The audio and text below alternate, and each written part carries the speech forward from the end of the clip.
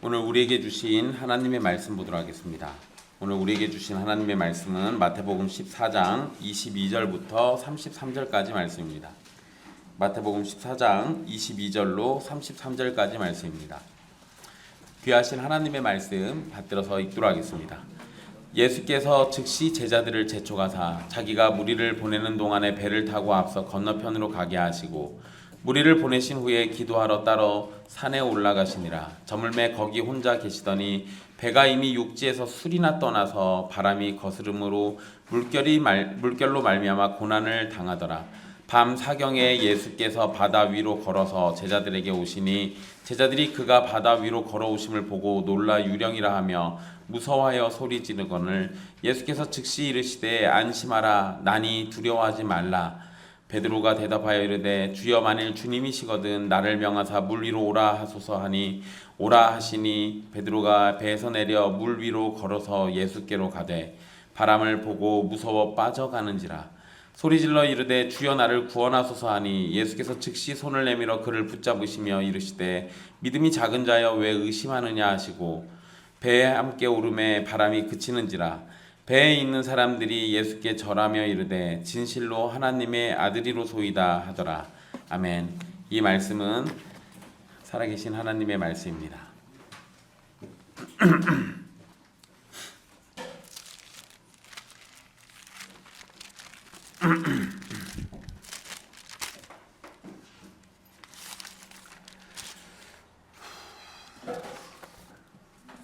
지난 시간 이 게네사렛 병자들을 고쳐주신 예수님에 관한 말씀을 함께 살펴봤습니다.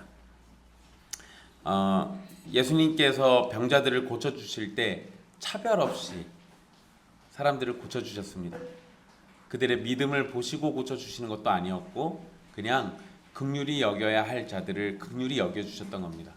그러한 모습이 오늘날 우리에게도 필요합니다. 왜냐하면 우리가 바로 예수님의 형제들이고 예수님의 몸이기 때문에 그렇습니다. 그리고 우리가 또 한 가지 기억해야 할 것은 불쌍히 여길 자들을 차별 없이 불쌍히 여기신 주님이시라면 그분이 구원을 베푸실 때 택한 자들을 향해서 차별 없이 은혜를 베풀어 주십니다. 그래서 우리가 더 잘난 사람이니까 은혜를 받고 못난 사람이니까 은혜를 덜 받고 부자니까 더 많이 받고 가난하니까 덜 받고 이런 식의 개념은 예수 그리스도의 마음속에는 존재하지 않습니다. 예수 그리스도는 마땅히 받아야 할 자들에게 주시고 또 본인이 의로우시고 깊으신 뜻을 따라서 주실 자들에게 주시는 겁니다. 그러한 개념들을 잘 기억해 두십시오. 22절 말씀에 오늘 우리가 살필 말씀은 사실 지난주의 말씀보다 그 앞전에 있었던 사건입니다. 그래서 우리의 시간 관계상 이렇게 좀 바꾸긴 했는데요. 22절부터 이렇게 말씀을 한번 보면은요. 예수님께서 오병이어 사건 이후로 제자들에게 떠날 것을 명령하셨습니다. 그리고 자신은 사람들을 돌려보내셨다라고 기록을 하고 있습니다.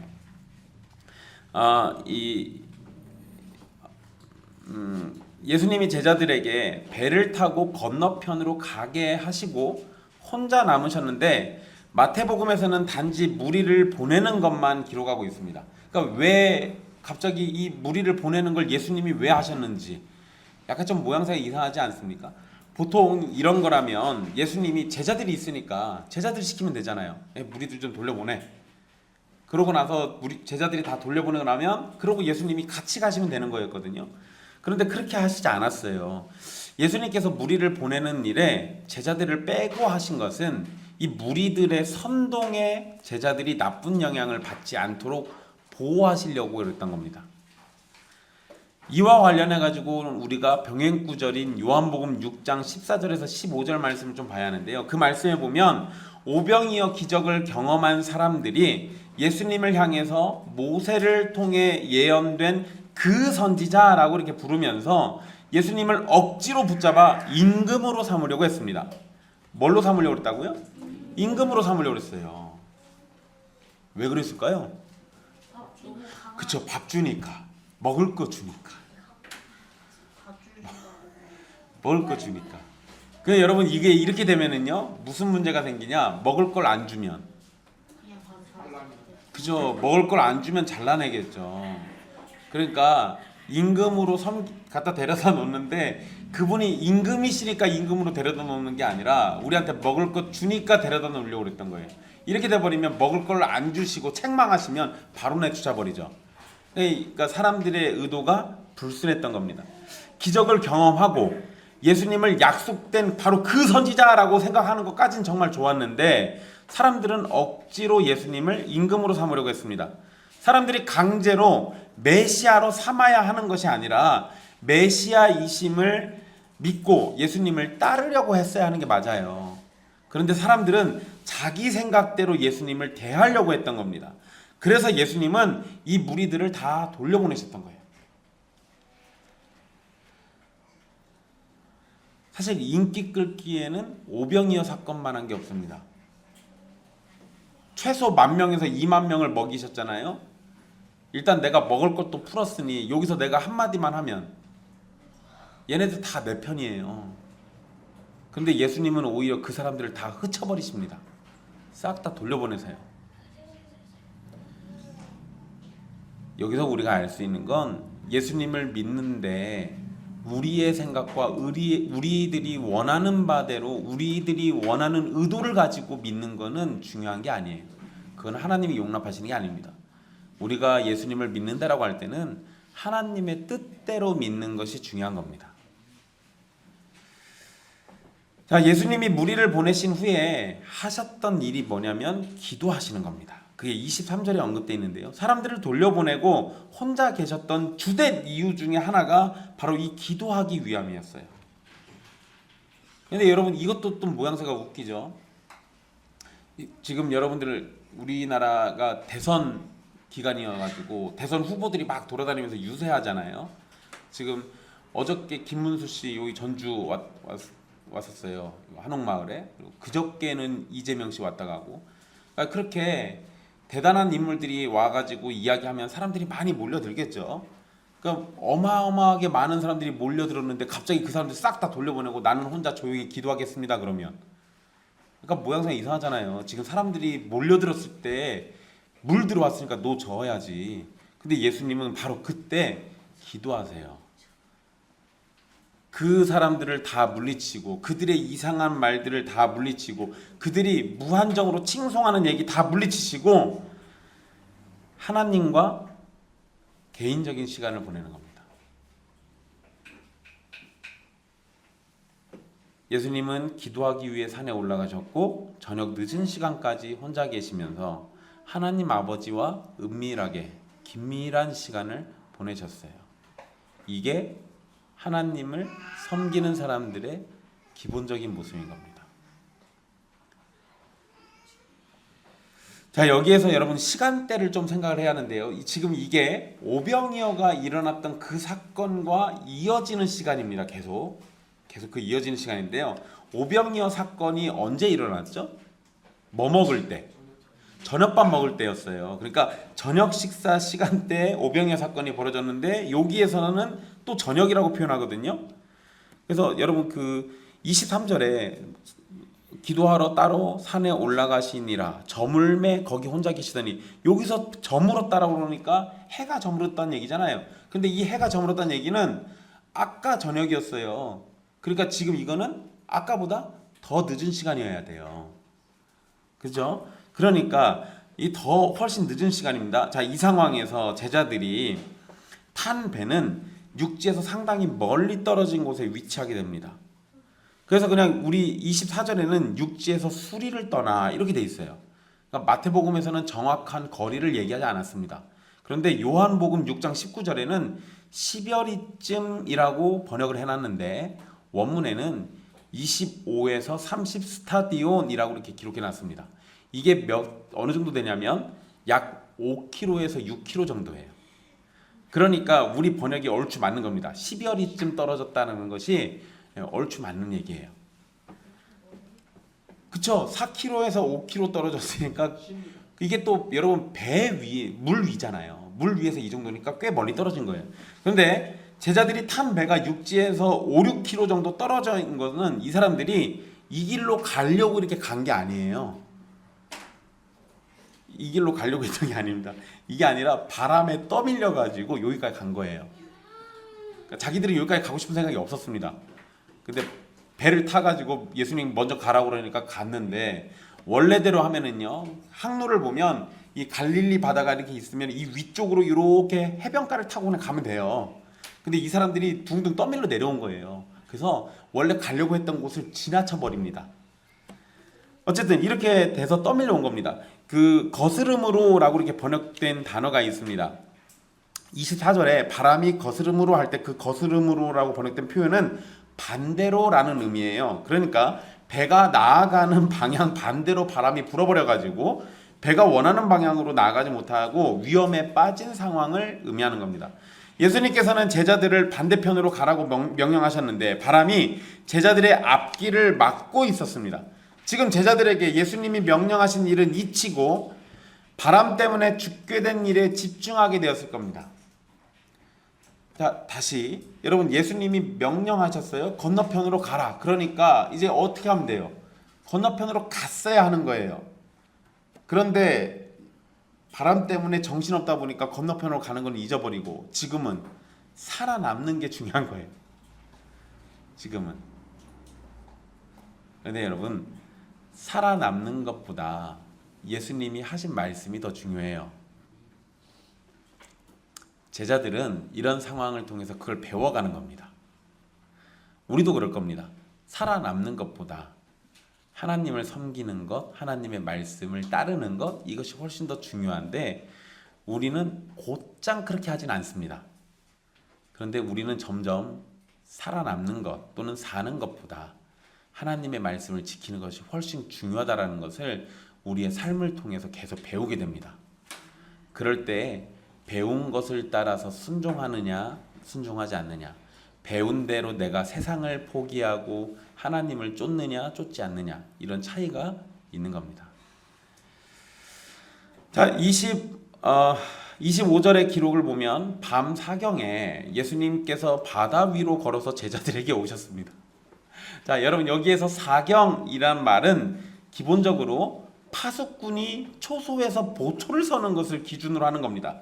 저녁 시간도 그것을 기준으로 나누는데요. 이게 이제 로마 병사들이 보초 서는 거를 기준으로 한 거예요. 이게 어떻게 되냐? 그래서 해가 질 때부터 밤 9시까지를 일경으로 봅니다. 그러니까 어떤 학자들은 저녁 6시부터 9시까지 일경 이렇게도 나누는데 정확하게는 해가 질 때부터 9시예요. 그 다음에 밤 9시부터 자정, 그러니까 저녁 12시까지 2경, 그리고 12시부터 새벽 3시까지가 3경. 그럼 4경은요? 새벽 3시부터 해 뜰 때까지입니다. 그러니까 뭐 그쵸, 6시까지라고 해도 돼요. 근데 4경은 결국 새벽 3시부터 6시 또는 해 뜰 때까지가 4경이에요. 그러니까 제자들이 배를 타고 떠난 시간이 대충 1경에서 2경 사이로 생각이 되니까 바람 때문에 어려움을 당한 것이 적어도 3시간 이상이에요. 최소한 3시간 이상. 그러니까 몇 시간 동안을 이 물 위에서 자기들 가고 싶은 대로 못 가고 노저으면서 막 어떻게든 살아나려고 했을 거 아니에요. 그러니까 이 사람들이 사실은 굉장히 지치고 포기했을 상황입니다. 우리가 방금 전에 오병이어 기적을 봤는데 이제 여기서 다 빠져 죽는구나, 이런 상황이 벌어진 거예요. 그런 상황 가운데 예수님이 바다 위로 걸어서 제자들에게 나타나셨다라고 성경이 기록합니다. 자, 여기에는 굉장히 놀라운 점이 하나 있습니다. 뭐가 놀랍죠? 사람이 어떻게 바다 위를 걸어요? 그거 말고 사실 여러분 더 놀라운 게 있습니다. 제자들이 떠난 시간이 상당했으니까요, 정상적이라면 제자들이 어디 있을 거라고 생각해야 돼요? 건너편에 도착했어야 한다고 생각하죠. 근데 예수님 왜 바다 위로 오셨어요? 정상적이라면 예수님이 그 도착 지점으로 걸어가셨어야죠. 근데 예수님은 바다 위로 오셔가지고, 뭐 바다 위로 그냥 가로질러가지고 건너편으로 가실 수도 있지만 그렇게 안 가시고 바다 위에 둥둥 떠다니는 그 제자들에게 정확하게 찾아오세요. 내비게이션 켜고 오신 것처럼. 왜 이건 기적으로 생각 안 합니까? 여러분 설교 때 더 자세한 얘기는 하지 않겠지만 여러분들의 인생이 바다 위에서 둥둥 표류하고 있을 때, 어디로 가는지도 모르고 막 흘러가고 있을 때, 세상이 여러분들을 다 잊어버려서 여러분들이 잊혀져 갈 때, 적어도 예수님은 찾아오실 거니까 걱정하지 마십시오. 여러분들의 인생을 포기하고 이제 정말 끝났구나라는 생각이 들어도 예수님은 자기 백성을 절대 포기하지 않으십니다.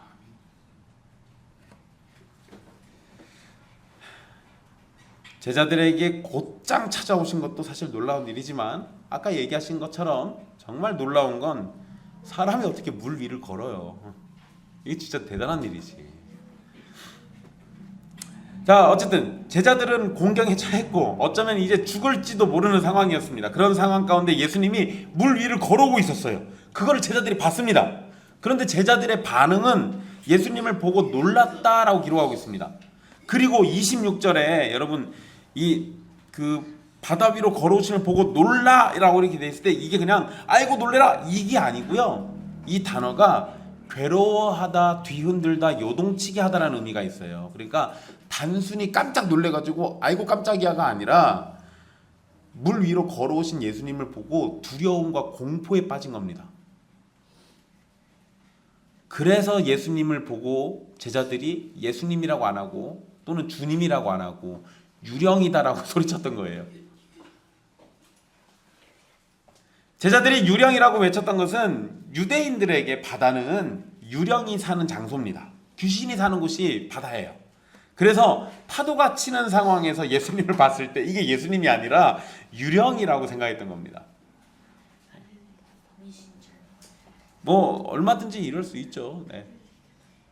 얼마든지 이럴 수 있습니다. 여러분 사람이 마음이 무너지고 사람이 굉장히 힘들면 아주 별것도 아닌 거에 깜짝깜짝 놀랄 수 있습니다. 여러분들 이런 건 경험을 안 하시는 게 좋긴 한데요. 경험해 보시면 알아요. 이런 소리가 절로 튀어나옵니다. 제가 한동안 마음이 좀 많이 힘들었을 때 누가 제가 문 열고 나가는데 뭐 우리 식구들 중에 누가 앞에 있잖아요. 제가 놀래가지고요 심장이 진정이 안 돼요. 그러니까 사람이 심리적으로 완전히 무너지면 아주 별것도 아닌 거 가지고 굉장히 무섭게 놀랄 수 있습니다. 제자들이 그런 상황인 거예요.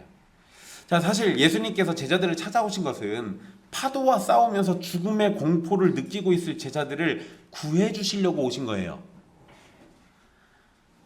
또한 제자들이 죽음을 마주하고 자신들의 힘과 노력을 아무리 쏟아도 해결할 수 없음을 느꼈을 때 제자들은 자신들을 먼저 보내신 예수님을 기억하고 그분을 의지했어야 하는데 그걸 못하고 있었습니다. 그래서 예수님이 직접 오신 거예요. 너희들 보고 해내라가 아니라 너희들 못하니까 내가 너희를 구하러 가마 하고 오신 거라고요.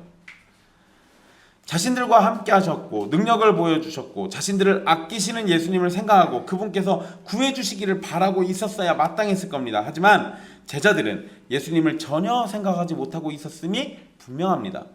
자, 예수님은 제자들이 두려움에 떨고 있기 때문에 그들을 곧장 안심시키시는데요. 예수님은 유령이 아니라 제자들의 선생인 예수 자신임을 말씀하십니다. 그런데 27절에 예수께서 즉시 이르시되 안심하라 나니 두려워하지 말라 이렇게 얘기하시는데요. 여기에 27절에 나니라고 번역된 표현을 그냥 일반 사람이 사용했다면 그저 나야 나 놀래지 마 이런 의미로 우리가 생각할 수 있을 건데요. 하나님이신 예수님께서 이 표현을 사용하신 것은 다른 의미가 있습니다. 출애굽기 3장 13절에서 모세가 여호와 하나님께 하나님의 이름이 무엇이냐라고 질문했었습니다. 그에 대한 답으로 하나님은 출애굽기 3장 14절에 이렇게 말씀하십니다. 나는 스스로 있는 자이니라 라고 대답하셨어요. 그 스스로 있는 자라는 표현을 히브리어에서 헬라어로 바꾸면 에고 에이미라고 부르거든요. 근데 그게 27절에 나니로 번역된 헬라어랑 같은 겁니다. 그러니까 나다라고 얘기하셨을 때 그 표현이 나는 스스로 있는 자다. 나는 나다. 이렇게 지금 표현하고 계신 거예요. 자, 예수님께서 나는 나다라고 말씀하실 때 먼저는 두려움에 떠는 제자들에게 자신의 존재를 말씀하신 것이고 동시에 자신이 바로 구약에 모세와 대화를 나눴던 그 하나님이심을 드러내신 겁니다. 이 에고에임이라는 표현은요, 여러분 상식적으로 알아두십시오. 나중에 요한복음을 보시면은요, 나는 포도나무요, 나는 문이요, 나는 길이요, 나는 생명이요 얘기하실 때 다 에고에이미가 쓰였습니다. 어쨌든 그건 나중에 또 다시 그렇게 살펴보도록 하고요. 자, 예수님은 이런 식으로 제자들에게 지속적으로 자신이 하나님이심을 드러내셨습니다. 근데 여러분 지금 상황에 제자들이 하나님이시구나 라고 바로 깨달았을까요? 아니 지금 방금 전에 보고 유령인 줄 알고 놀랬다니까요. 그러니까 예수님이 지금 에고 에이미를 얘기하시든 에고 할머니를 얘기하시든 이게 귀에 안 들어와요. 그런데 나중에 제자들이 그때는 그걸 못 알아듣지만 훗날 이 상황들을 생각하고 성경에 기록하면서 제자들은 자신들이 당시에 알지 못했던 말씀이 하나님이심을 드러내신 말씀이었다는 걸 깨닫게 되는 거예요. 그래서 이렇게 꼼꼼하게 기록해 놓은 겁니다. 자, 안심하라라는 말씀에 제자들은 곧장 마음의 위로와 평안을 누리게 되었습니다. 이것도 여러분 구약 성경에서 많이 찾아볼 수 있는데요. 아브라함이 두려움에 떨 때 예수님이 하나님께 나타나셔서 안심하라 이런 표현을 쓰세요. 그러니까 그런 것들과 연관해 보면 예수님의 말씀 하나하나는 다 자신이 구약에 너희 조상들에게 나타났던 그 하나님이심을 드러내고 있는 거예요. 자, 어쨌든 능력이 많으신 예수님께서 나타나셨으니 이제 자신들의 문제가 해결될 것을 예상했을 겁니다. 그 중에 베드로가 예수님의 말씀에 즉각 반응을 합니다. 이래서 확실히 수제자는 뭔가 달라요. 28절에 주여 만일 주님이시거든 나를 명하사 물 위로 오라 하소서라고 이렇게 말합니다. 여러분 갑자기 베드로가 왜 이렇게 말하면서 물 위로 걸으려고 했는지 아무도 그 이유를 알지 못합니다. 그죠? 그러니까 여러분 이거는 상상하세요. 그냥 해보고 싶었을 수도 있고 예수님 저거 혹시 트릭 아니야? 이거 뭐 사기 아니야? 해가지고 뭐 자기도 따라했을 수도 있고 뭐가 됐든 근데 여러분 정확한 이유는 우리가 모르긴 한데요. 적어도 예수님께 그러한 능력이 있음을 베드로가 믿었다라는 것은 확실해요. 그리고 그것을 인정하고 예수님의 권위에 의지하고 있는 것도 분명합니다. 그러니까 왜 갑자기 베드로가 뜬금없이 이렇게 얘기했는지는 우리 잘 몰라요. 나중에 베드로한테 그건 물어보시게요. 어쩌면 베드로는 마태복음 8장 23절에서 27절에 있었던 그 사건이 생각났을지도 모릅니다. 그때도 제자들이 예수님과 배 타고 가는데 막 풍랑 쳐가지고 죽을 뻔했었거든요. 그때 예수님이 일어나셔가지고 꾸짖으시니까 갑자기 잔잔해지잖아요. 그러니까 이 베드로는 그런 사건들을 기억하고 있어서 이렇게 반응을 했을지도 모릅니다. 어쨌든 그런 분께서 물 위를 걷고 계신다면 얼마든지 바람과 바다도 잔잔하게 하시고 자신도 물 위를 걷게 해주실 거라고 생각했을지도 모릅니다. 하지만 조금 전까지는 방금 죽을지도 모르는 상황이었잖아요. 죽음과 두려움이 가득했던 제자들이었고 그 가운데 베드로도 함께 있었습니다. 그러니 갑자기 베드로가 이런 말과 행동을 하는 것이 이상할 수 있습니다. 그래도 꾸역꾸역 한번 이유를 찾아보자면 베드로가 복음서에 있는 내용들을 종합해 봤을 때 이분이 약간 허세가 있으신 분이에요. 그러니까 막 뭐 예수님 뭐 누가 잡으러 온다고 칼 딱 준비하면 내가 그냥 가만두지 않겠습니다 이런 거 하잖아요. 허세가 좀 있어요. 그러니까 어쩌면 자신이 예수님에 대한 믿음을 가지고 있음을 드러내고 싶었던 것일지도 몰라요. 그런데 여러분 베드로에 대해서 여러분들 어떠한 책망이나 잘못을 지적하실 필요는 없습니다. 왜냐하면 예수님이 이 물 위를 걷게 해달라는 이거 가지고 뭐라고 하신 적이 한 번도 없어요. 그러니까 이거는 사실 별 문제가 안 되는 거예요. 제가 이렇게 얘기했다고 그래서 이따가 저기 어디 천에 가셔가지고 주님 베드로는 되는데 저는 안 되겠습니까? 하면서 시험하지 마세요. 그건 상황이 약간 좀 다르니까. 자, 이유가 무엇이든 예수님께서는 베드로에게 오라라고 말씀하셨고 베드로는 배에서 내려서 물 위를 걸어서 예수님께 갔다라고 기록되어 있습니다. 자, 여기에서 여러분 흥미로운 표현이 하나 있는데요. 예수님의 경우에는 마태가 뭐라고 써놨냐면 바다 위를 걸으셨다라고 표현을 했는데 베드로는 물 위를 걸었다라고 표현합니다. 표현을 달리 해놨어요. 이 왜 이런가 했더니 예수님의 경우에는 바다라는 넓은 물 위를 걸으셨다면 베드로는 아주 짧은 거리에 물 위를 걸었던 거예요. 그러니까 지금 구분 짓고 있는 겁니다. 일단 베드로가 예수님의 말씀을 따라서 물 위를 걸었다는 건 아주 대단한 일입니다. 그 길이가 비록 짧더라도 베드로는 예수님의 말씀에 순종했고 곧장 실천에 옮긴 사람이에요. 그리고 베드로가 실천에 옮긴 일은 사실 일반적인 사고를 하는 사람이라면 절대로 하지 않을 일입니다. 여러분 여기 없지만 김기환한테 이거 해보라고 그러세요. 쇠다리도 두들기고 가는 사람인데 이거 물 위 걷겠어요? 절대 안 걷지. 아마 예수님이 와서 손 잡아주면 걸을지 모르겠네요.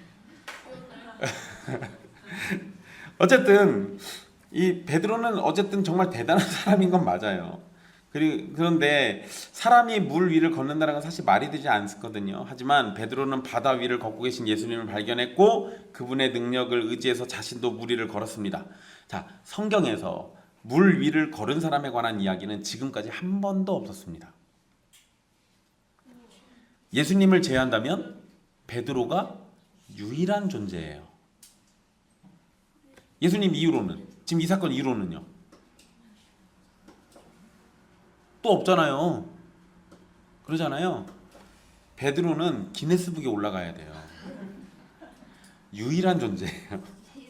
자, 이것은 여러분 베드로가 물에 빠진 이야기와 상관없이 분명 대단한 믿음의 모습을 보인 것이라고 볼 수 있습니다. 뭐 허세든 뭐든 어쨌든 베드로는 확실히 대단한 인물인 건 맞아요.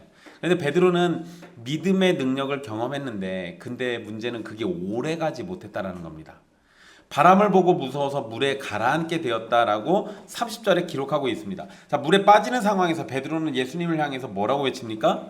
주여 나를 구원하소서라고 외칩니다. 베드로의 이 외침은 마태복음 8장 25절에 폭풍을 만났을 때 제자들이 외쳤던 말과 비슷한 겁니다.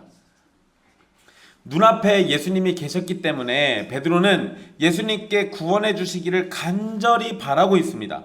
베드로가 믿음으로 물 위를 걸었지만 두려움에 믿음이 흔들렸고 가라앉기 시작했습니다. 만약 베드로의 믿음을 기준으로 구원해 주신다라고 한다면 예수님은 믿음 없는 베드로를 구원하지 못하실지도 모릅니다. 내가 너의 믿음을 보고 그것을 따라 너를 구원할지 말지를 결정하마 라고 한다면 베드로는 믿음 없으니까 구원 못 해주죠. 하지만 구원의 여부는 베드로의 믿음 수준이 아니라 주권을 가지신 예수님의 뜻에 달려 있습니다. 이것이 중요해요. 이것이 중요한 겁니다. 내가 예수님을 잘 믿어보겠다라고 결단한다고 믿어지는 건 아니에요. 하나님께서 그렇게 은혜를 주실 때 가능한 겁니다. 그런데 재밌는 건 하나님이 은혜를 주시는 자들은 예수님을 잘 믿겠다라고 결단하게 됩니다. 그런데 모두 다 그런 결단을 한다고 해서 그것이 다 진실되다고 보시면 안 돼요. 거짓된 결단들도 존재하거든요. 어쨌든 이 베드로가 왜 물 위를 걷게 해달라고 했는지 그 이유를 우리는 잘 알지 못하지만 적어도 베드로가 그렇게 해주실 수 있는 예수님께 요청한 것, 그리고 죽게 된 상황에서 구원해 주실 수 있는 분이신 예수님께 구원해 주실 것을 외친 것은 참으로 바른 일입니다. 이거는 신자들이 보고 배워야 하는 거예요. 물 위를 걷게 해주실 수 있는 분은 예수님밖에 없어요. 하나님밖에 없습니다. 그러니까 정말로 물 위를 걷고 싶다면 어떻게 해야 돼요? 하나님께 기도해야죠. 이건 뭐냐면 우리에게 필요한 것, 우리에게 있어야 할 것, 이런 것들을 우리가 기도할 때, 요청할 때 그 기도의 대상이 누구냐 들어주실 수 있는 바로 그분에게 하는 것이 중요한 일이에요. 그리고 죽음이 직면했을 때도 베드로는 예수님께 구원해 달라고 하잖아요. 베드로가 물에 빠진 사건을 집중할 때 사람들은 큰 믿음, 작은 믿음 이거에 자꾸 집착을 하는 경우가 있습니다. 아니요. 거기에 집착할 필요 없어요. 크든 작든 우리의 외침에 귀 기울이시는 하나님을 집중하세요. 예수님은 베드로의 손을 즉시 잡아주셨다라고 되어 있습니다. 손을 즉시 잡을 정도라면 예수님과 베드로가 상당히 가까웠다라는 거예요. 즉 베드로는 배에서 내려서 물 위로 걸어서 예수님 곁으로 가까이 갔던 겁니다. 한두 걸음만 더 가면 아마 예수님께 도달할 수 있었을 거예요. 그런데 그 한두 걸음을 더 걷지 못하고 두려움의 믿음이 흔들렸던 겁니다. 예수님은 베드로에게 믿음이 작은 자여 왜 의심하였느냐라고 말씀하시면서 책망하십니다. 베드로는 예수님께 외쳐 부르고 물에 뛰어들 믿음이 있었지만 두려움을 극복할 만큼의 믿음은 없었던 거예요. 그리고 의심하였느냐 여기에 해당하는 단어는 나누어진 마음이라는 의미입니다. 그러니까 성경에서 의심이라는 표현이 나올 때 그거는 나누어진 마음이 이렇게 나눠져 있는 거예요. 그거를 얘기하는 겁니다. 베드로에게는 예수님을 믿는 믿음이 있었고 동시에 세상의 염려와 근심과 두려움이 자리한 마음이 있었던 겁니다. 그리고 염려와 근심과 두려움이 자극을 주니까 예수님을 믿는 믿음이 그 힘을 잃었던 겁니다. 예수님은 베드로와 함께 배에 올라타셨어요. 그리고 곧장 바람이 그쳤습니다. 작은 믿음이라고 책망을 받은 것은 베드로였지만 그 책망은 사실상 다른 제자들을 향한 것이기도 합니다. 그들 모두 바람과 파도에 두려워했고 믿음 없는 모습을 보였습니다. 베드로를 포함한 모든 제자는 믿음이 작은 자입니다. 그런데 놀라운 것은 그렇게 작은 믿음에도 예수님은 반응하셔서 바람이 그치도록 해주셨다라는 거예요. 믿음이 작음에도 능력을 행한 것이 아니라 작은 믿음에도 은혜를 베푸시는 예수님의 사랑이 능력을 나타낸 겁니다. 이게 중요한 거예요. 믿음이 크니까 은혜 받고 믿음이 대단하니까 하나님께 사랑받고 여러분 그 뭐 당연한 거긴 해요. 그런데 성경을 보면 작은 믿음이어도 사랑할 자는 주님이 사랑해 주십니다. 대표적인 예 하나 들어드릴까요? 바로 여러분들 이해되실걸요? 야곱은 이게 신자인지 불신자인지 구분이 안 가는 인생이에요. 그런데 하나님께서 끝까지 포기하지 않고 사랑해 주십니다. 작은 믿음이고 큰 믿음이고 당연히 하나님의 백성들은 큰 믿음을 추구해야 맞아요. 그렇지만 우리가 작은 믿음이라고 해서 하나님이 우리에게 베푸실 은혜를 거두시는 건 아니에요. 우리가 은혜 받는 거에는 하나님의 주권과 사랑이 훨씬 더 중요한 이유입니다. 자, 배에 있는 사람들이 예수님께 절하며 진실로 하나님의 아들이로소이다 라고 이렇게 고백을 합니다. 이게 33절에 기록되어 있어요. 대단한 일이 벌어졌습니다. 하나님의 아들이래요. 그런데 여러분 여기에 여러분들이 마가복음 그 병행 구절인 마가복음 6장을 찾아서 보시면 깜짝 놀라실 겁니다. 왜냐하면 마가복음 6장 52절을 보면 제자들이 오병이어 사건을 깨닫지 못하고 그들의 마음이 둔해졌다라고 기록하고 있습니다. 그러니까 마태복음에서는 하나님의 아들이라고 고백했는데 마가복음에서는 그런 고백 안 나와요. 그냥 얘네들 상태가 이상해요 라고 이렇게 써놓은 거예요 지금. 그런데 마태복음에서는 예수님께 절하면서 하나님의 아들이라는 신앙 고백을 하고 있단 말이에요. 자, 이러면 동일한 사건을 놓고 기록이 다르죠. 둘 중에 하나는 거짓말이에요. 그럼 마가가 거짓말을 했대.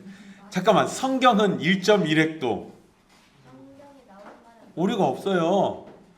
근데 둘 중에 하나 거짓말이라고? 네, 그죠. 예, 해석해 드릴게요. 마가복음은 십자가와 부활을 통해서 제자들의 깨달음이 온전해졌다라고 하는 거에 초점을 맞춥니다. 그러니까 중간에 있었던 사건들로 제자들이 뭘 이렇게 막 보이고 말고 이런 거는 별로 관심 안 둬요. 나중에 십자가 사건 이후로 얘네들이 변화한 거에만 집중을 합니다. 근데 마태복음의 핵심 주제가 제자도예요. 제자가 예수님의 말씀을 통해서 기적을 통해서 점점점 자라나는 걸 중요하게 봐요. 그러니까 마태복음은 예수님의 사역을 통해서 조금씩 믿음이 성장하고 자라난 것에다 초점을 둡니다. 그래서 마가복음은 여전히 온전하지 않다라는 것에 집중하고 있다면 마태복음은 온전하진 않지만 이들이 보인 믿음의 반응이 이런 거다라는 걸 기록하면서 믿음이 자라나고 있다라는 걸 기록한 거예요. 그러니까 이 의도의 차이가 약간 있는 겁니다. 상황이 잘못된 게 아니에요. 아셨죠? 그러면 이렇게 이해하실 수 있겠죠. 마태복음의 내용대로 보자면 이 사람들이 엎드려 절한 거는 사실이에요. 맞아요. 하나님의 아들이라고 한 것도 맞습니다. 그런데 마가가 그걸 볼 때는 그럼에도 불구하고 여전히 온전치 않다예요. 완전히 깨달은 게 아니야. 지금 그 순간 깜짝 놀래가지고 하나님의 아들이라고 고백은 했으나 이 고백조차도 온전한 게 아니다라고 본 거예요. 그러니까 기록의 차이가 약간 있는 겁니다. 이거는 오류가 아니다라는 거 여러분들 기억해 주시고요. 자, 일단 이제 다시 마태복음으로 돌아와서 이 사람들이 절했다라고 돼 있죠. 이 절했다라는 표현은 경배하다, 예배하다라는 의미가 있습니다. 배 위에서 문자적으로 예수님께 절하지는 않았을 겁니다. 그러잖아요. 배가 뭐 엄청 큰 배도 아니고 작은 배에 제자들이 옹기종기 타 있는데 거기서 어떻게 절을 해요? 그러니까 이 방금 일어난 기적을 통해서 제자들이 예수님을 향한 마음과 믿음에 성장이 있었음을 의미하는 걸로 볼 수 있습니다. 그러니까 우리 성경에는 절했다라고 번역해 놨으나 이거를 달리 바꾸면 예배했다라고 이해할 수 있는 거예요. 그러니까 이 제자들이 지금 그 상황에서 하나님의 아들이다라고 고백도 했잖아요. 하나님의 아들이라고 고백했으면 당연히 엎드려 경배하면서 예배하는 게 맞죠. 그러니까 그 상황은 하나님이 아닌 다른 존재에게 예배하고 절한다는 것 자체가 죄가 될 수 있는데 그럼에도 제자들이 예수님께 절했다라고 표현하는 것은 하나님의 아들에 대한 마땅한 반응이고 제자들의 인식이 자라나고 있다라는 걸 보여주고 있는 겁니다. 이걸 어디에랑 비교하시면 되냐면 마태복음 8장 27절에 똑같이 배 위에서 일어났던 사건이 있어요. 근데 마태복음 8장 27절을 보시면 뭐라고 기록해 놨냐면 그 사람들이 놀라 여겨 이르되 이가 어떠한 사람이기에 바람과 바다도 순종하는가라고 이렇게 얘기해요. 그러니까 바람과 바다를 꾸짖어 가지고 잔잔하게 하신 사건을 처음 봤을 때는 도대체 이분은 누구신 거지? 이렇게 얘기했다면 두 번째 경험했을 때는 하나님의 아들이시구나라고 인식이 달라지고 자라나고 있는 거예요.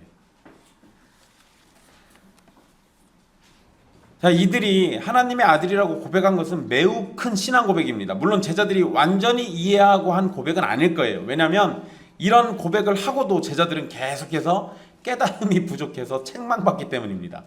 하지만 조금씩 제자들의 이해가 자라나고 있는 것은 분명한 겁니다.